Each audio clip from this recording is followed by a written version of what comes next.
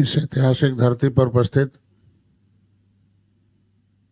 मंच पर बैठे हमारे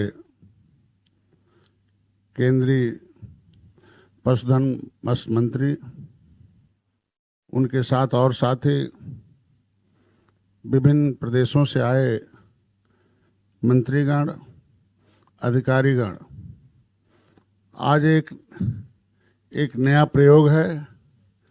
इस प्रयोग को हम लोगों को बेहतर बनाना है। जो सुझाव आए हैं, सुझाव आपस में जो कम्युनिकेट हो उसे धरातल पर लाएगा, ये उम्मीद के साथ मैं कुछ बातें रखूंगा। मैं 3 बार मिल चुका हूं माननीय मंत्री जी से, और तीनों बार जब भी इनसे मिलता हूं तो कुछ न कुछ एक नया तरीका ये बताते हैं, और ऐसे तरीके बताते हैं जो उपयोगी हैं। इसके मतलब इनके पास कोई न कोई ऐसे स्रोत हैं जिससे नई टेक्नोलॉजी और नए तरीके का जन्म होता है और उससे कामयाबी मिल सकती है। हम बेसिक उत्तर प्रदेश में 2 साल पहले मैं एक सहयोगी दल के रूप में भारतीय जनता पार्टी के साथ आया हूँ।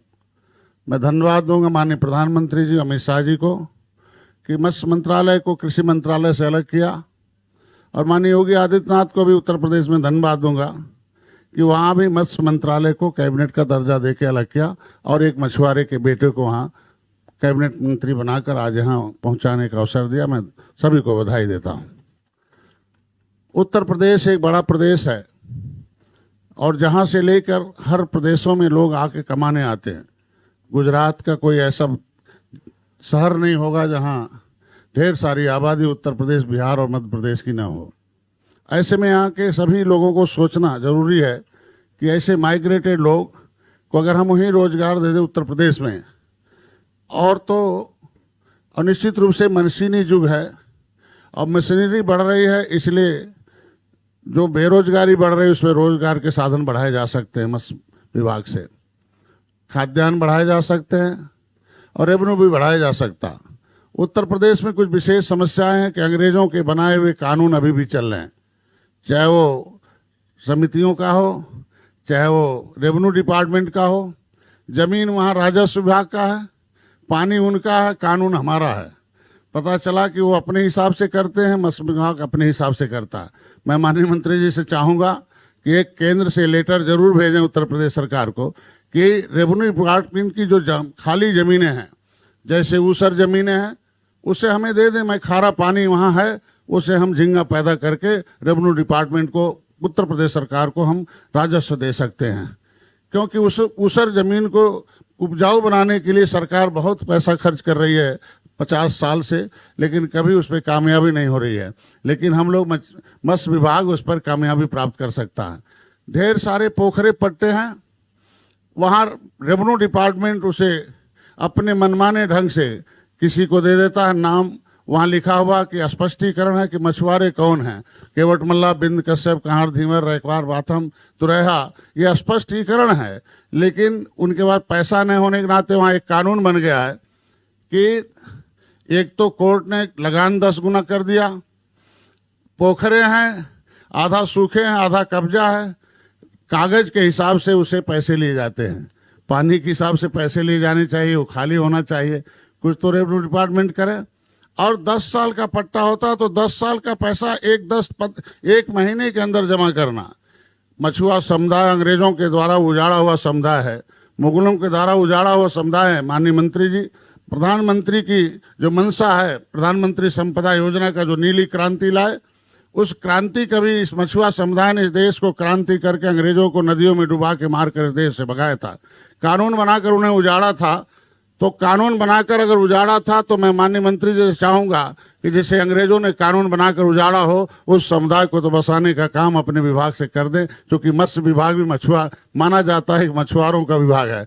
लेकिन उत्तर प्रदेश में मैं देखा कि मत्स्य संपदा योजना के तहत दिए गए पैसे का किस तरीके से दुरुपयोग हुआ, हमें कहते हुए शर्म आनी चाहिए आ रही है कि हम तो अभी आए हुए हैं, 2 साल पहले मंत्रालय यहाँ अलग हुआ है, कि उसमें जिसे नहीं, पिछली सरकारों के जो ट्रेडिशनल वोट बैंक वाले हैं, नाम नहीं लूंगा, उन लोगों ने अपना तालमेल मिलाकर बैंकों से, विभागों से उस पर कब्जा कर लिया। गरीबों को कुछ नहीं मिला है, मछुआ समुदाय को कुछ नहीं मिला। गरीब को मिल जाता तो भी खुशी होती। कुछ विशेष बड़े बड़े लोग, जिन लोगों ने 70 साल से इस मत्स्य विभाग को उत्तर प्रदेश में अपने से सींचा हो, पट्टा लेकर सरकार को पैसा दिया हो, उस पर हमेशा उसकी ठेकेदारी लेकर सरकार को पैसा दिया हो, चाहे वो नदी में मछली मार कर दिया हो, चाहे तालाब में मार कर दिया हो, लेकिन जो मत्स्य संपदा योजना के अंतर्गत वो मछुआरे आच्छादित नहीं हैं, वो तालाब आच्छादित नहीं है, वो नदी आच्छादित नहीं, वो झील आच्छादित नहीं है। तो इसके मतलब जब समय आ गया उनके विकास का, तो इस कानून से ही दूर हो गए। जो उस उत्तर प्रदेश के मत्स्य विभाग को 70 साल से चलाए, वो खुद ही छूट गए हैं। मैं चाहता हूं उस समुदाय के बारे में विशेष प्रोजेक्ट बनाकर, मैं उन्होंने वादा भी किया है, मैं जल्दी इसमें अधिकारी आए होंगे। मैं चाहता हूं चीफ सेक्रेटरी भारत सरकार के उत्तर प्रदेश में मॉनिटरिंग जरूर करिए। उत्तर प्रदेश 70-30 साल से जंगल राज था, मैंने खत्म किया है। तो मैं चीफ सेक्रेटरी भारत सरकार से चाहूंगा कि उत्तर प्रदेश में मॉनिटरिंग करें, जाकर वहां योजनाओं का देखें धरातल पर क्या हुआ है। मैं तो हूं, क्योंकि हम लोग लीडरशिप करते हैं, हम लोग ज्यादा नहीं कुछ कर सकते हैं। विभाग का काम विभाग को करना होगा, नीतियों के बनाने का काम हम लोगों का है, उसको निर्धारण सूचना देने का मेरा काम है। मैं ज्यादा नहीं कहूंगा। ऊसर भूमि के लिए पत्र बना दें, यहाँ से चल जाएगा। ट्रेनिंग प्रोग्राम हम 60% सब्सिडी देते हैं SC ST को। वो लेदरमैन है, लेदर के विभाग में उससे एक्सपीरियंस है।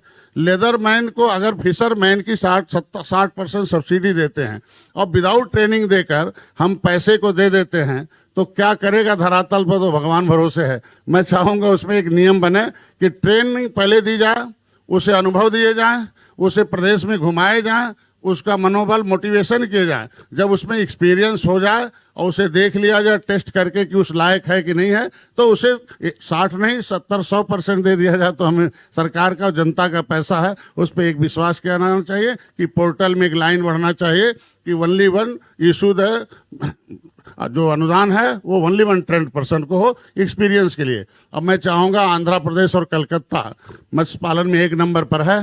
उत्तर प्रदेश को विशेष पैकेज हर प्रदेश को दिया जाए कि आंध्र प्रदेश में वहाँ के मछुआरे जाकर देखें, कलकत्ता जाकर देखें अपनी आंखों से कैसे वहाँ के लोग उस पर अपनी इकोनॉमिक बढ़ा रहे हैं। तो देखकर लोगों को विश्वास जगता है, देखकर सब कुछ होता है।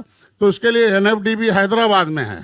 पूरे उत्तर भारत के लोग, कोस्टल एरिया के लोग हैं। NFDB में फाइल लेके पहुंचाओ, फाइल जाते ही 1 महीना लग जाता है, आते 1 महीना लग जाता है। पता चला 3 ही महीने का सीजन होता मछली का, पूरा खत्म हो जाता। मैं चाहूंगा कि किराए पर ही NFDB का सेंटर हर प्रदेशों में खोल दिया जाए, जिससे हर प्रदेश का विकास आसानी से हो सके। बिल्डिंग बाद में बनेगा, लेकिन किसी कमरे में अधिकारी बैठाकर उसे काम किया जा सकता है। वहीं उस प्रदेश का मामला उसी प्रदेश में हल कर दिया जाए।